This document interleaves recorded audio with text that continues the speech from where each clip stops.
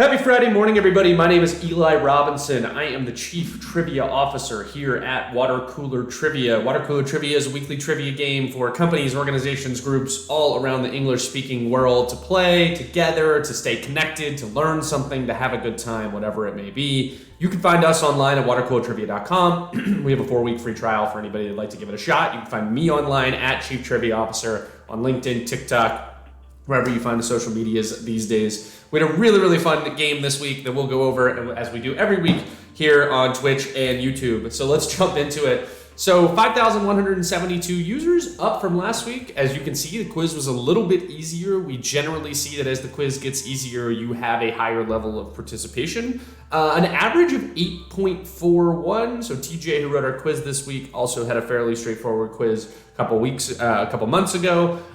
It is, perhaps his hallmark, but we generally see averages in the 7s. That's what we aim for. I don't mind an average closer to 8.5. It makes sense. You want to reward people for doing well on the quiz, and this quiz was very fair. I think the thing that was most surprising is that we see a median of 9, so 50% of people got either a 9 or a 10, and you can see the distribution here. 9s above 30% of all the total scores were 9s, and then the second most common score was a perfect 10.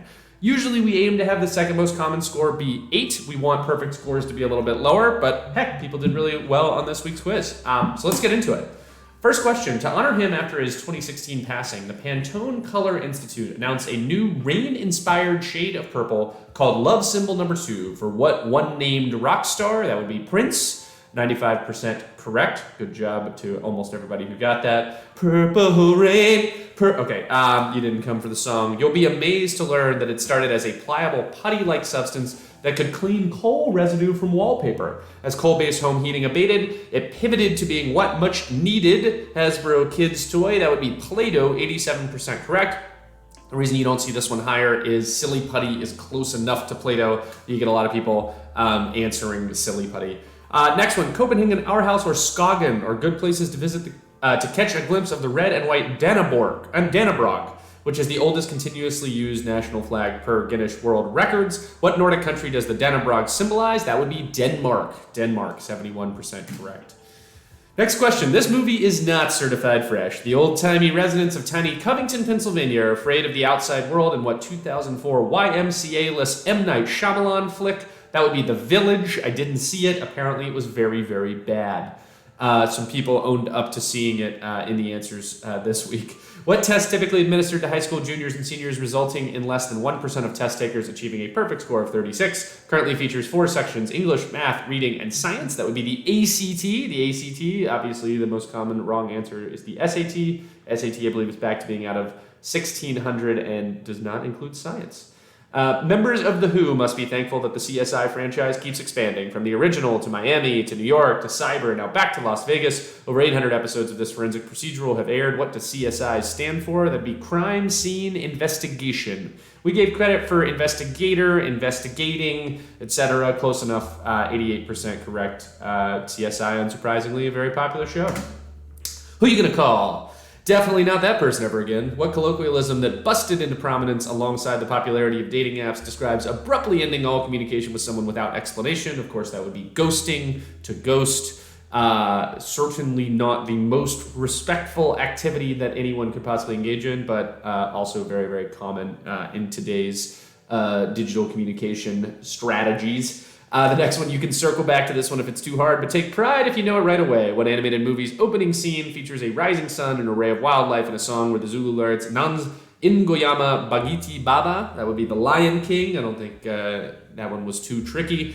Buckets, Too Tall, and Dazzle are some of the names listed on the roster of what internationally famous basketball team with over 27,000 wins. That would be the Harlem Globetrotters. I've seen them in person. They're amazing. If you've never seen them, you gotta go.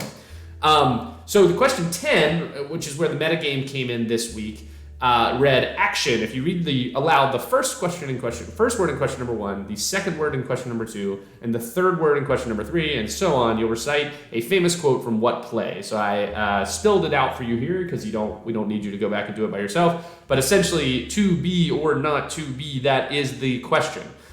So fun to go back.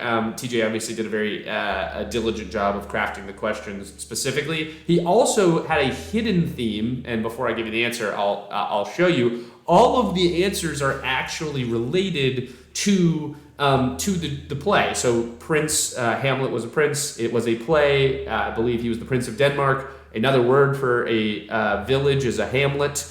There are acts in a play. There are certainly crime scenes in the play. I believe their ghosts feature prominently. The Lion King was based on Hamlet, and Shakespeare's stage or place that he put on shows was the Globe. So you could have gotten it many different ways. You could have gotten it from this. When he first submitted the game, I didn't even realize that all the answers had to do with Hamlet, but TJ is a pretty erudite individual, so kudos to him for figuring out how to do that. 85% or 84% correct for all the Bard fans out there. Way to go. I hope you had a good time with this week's game. As you can see, it looks like people did really well, which was awesome. Once again, my name's Eli Robinson. I'm the Chief Trivia Officer here at Water Cooler Trivia. We'd love to have you come play trivia with us next week, any week. Check us out at watercoolertrivia.com. We have a 4-week free trial, and we will see you next week.